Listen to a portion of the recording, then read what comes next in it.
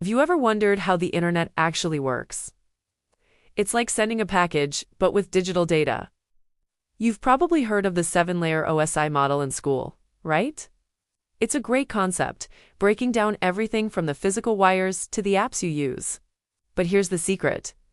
The real internet doesn't use all 7. Hello and welcome back to the channel IT Step by Step. Well, in reality, the internet runs on a simpler 4-layer model called TCP/IP. Think of it as a streamlined version. It combines the top 3 OSI layers into one application layer and the bottom 2 into a network access layer. So, when you send a message, your data gets wrapped up in digital envelopes at each layer, a process called encapsulation. Each layer adds its own address label. These rules for wrapping and addressing are called protocols. It's like a set of instructions everyone agrees on. Let's simplify networking.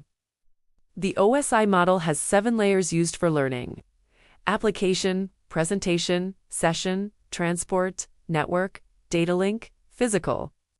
But the real internet uses the TCP/IP model with 4 layers: application, transport, internet, network access.